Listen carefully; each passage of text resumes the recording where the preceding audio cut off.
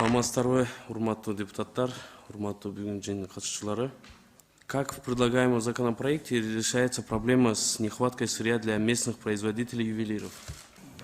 Жергердик ишкерлерди ушул сырьё менен камсыздоо кылышы бул мыйзамга жаңы ченем киргизилген. Буга чейин эски мыйзамда жок болчу. Бул биринчиси бул Кыргызстанда өндүрүлгөн алтындардын баары мурда слитка түрүндө эле афинажда болгон чыккан алтындар эле сатыла турган болсо, бул укуктук ченемдик акта биз ошол эле руда концентраттарды дагы башка мамлекеттерде переработка кылса Кыргызстанга келиши каралган. Бул мыйзам менен каралган, мындай норма жок болчу. Андан тышкары ушул эле нормада биз мындай подзаконный актлар иштетилип чыгылсын деген норма киргиздик. Өкмөттүн токтому менен эгерде мамлекет жана улуттук банк жанагы первоочередный покупкадан баш тарта турган болсо, ошол сырьёну жерлерге берилиши ошол мыйзамдык ченемдик акт менен каралат. Өкмөттүн токтому менен. Фархат Айбекович, можно я добавлю? Если вы помните, мы последний раз встречались с союз ювелиров, с ассоциациями. Тут проблема в чем была? Помните, если даже не хватает, мы можем, то есть производителя, они могут обратиться к производителям и там закупить. Поэтому такой нехватки я бы не сказал, что нету на сегодняшний день, да? Вы, получается, сейчас учли, да, вот ассоциация Драгметалл, вот это были же ассоциациями? У них предложение было, как на встрече, 3 у них пункта, да, на этот новый законопроект?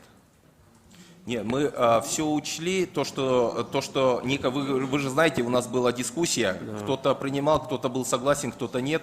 Мы в итоге подготовили протокол и было направлено вам. По итогам краткий протокол, что было сделано.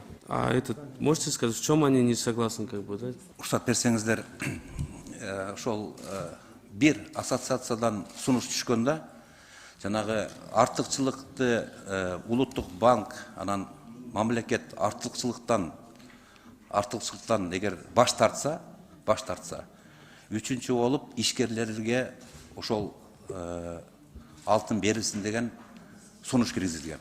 Бирок бул сунушту биз эмне үчүн киргизгенге макул болгон жокпуз, себеби Международный деловой совет деген бар. Ал жерде токен өндүрүүчүлөр дагы кызыкчылыгы бар бул жерде.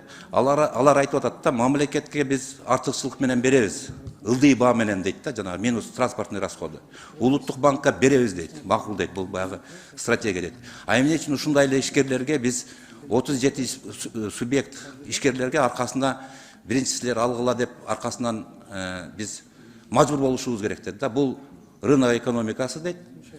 Алар мүмкүнчүлүгү бар дейт, кайрылып сатып алса болот депчи. Ошон үчүн эки